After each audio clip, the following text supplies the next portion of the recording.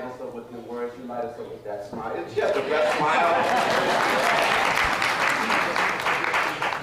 Now, I frequent Trinity on occasion, and I say forgiveness, but as a child, I do remember the little red brick house that my parents used to bring me to all the time to get their spiritual guidance from your dad. But to all my colleagues, I want to thank you all for your remarks and making sure that Dr. King doesn't become just a day of shopping for us all, and that we reflect on what was real during those times. As a council member and as a legislator, we have responsibility for passing laws and doing what's right. One of the things that can get confused as a legislator, especially in this group of council members, I'm currently the co-chair of the Black, Latino, and Asian Caucus of the New York City Council. I have a responsibility of making sure that I advocate against things that are going right for our communities of color, but when they roll over us with the bus 3 and 4 times, I got to stand up and yell and scream and throw punches just to make sure I protect our communities also. I was asked recently, what do you think about race relations in the city of New York?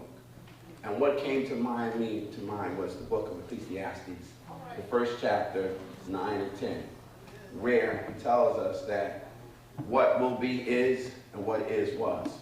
Pretty much nothing is new underneath the sun. So the same energy that we're going through for as race relationships and injustice in race relations is the same energy that was spent in the 50s during the Civil Rights Movement. Same play, just different players right now.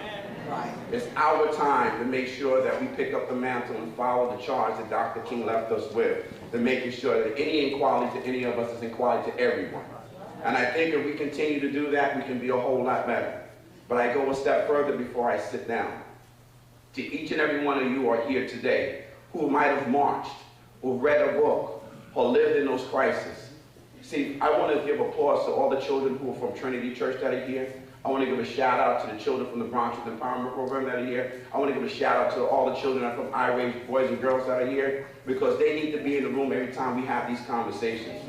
We can no longer have these conversations amongst ourselves without including the next generation so they get to learn and know. I'm part of this, just on the cusp of that. See, because people don't know my story because my parents are from Alabama and from Georgia. The town of Anniston is one of those towns where one of those buses, the Freedom Riders, was blown up. I had a great uncle who served in the Navy but came back only to be hung by some of the racism that plagued this country. So when I started talking to young people about the history of America, I ask us all to understand the injustices that are happening, whether it's the educational system, whether it's the housing system. You want to get that bedroom for your house that you denied, but someone that doesn't look like you with the same credit score gets a mansion. We're making sure our educational system serves us, as well as unemployment. Our chair and my brother in the assembly made it clear. You take care of poverty and people are able to provide for themselves, then you know what, my brother across the street is not trying to stick me up for my Jordans.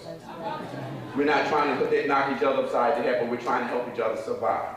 So I'm asking you all, please do our part in participating in this era, because you've always heard me say, moving around this community, that people pay attention to people who participate. And if we continue to do that, they can no longer ignore us, and we will knock down all the injustice that happened to us. Thank you, Pastor, and thank you all day. Happy MLK Day. God bless.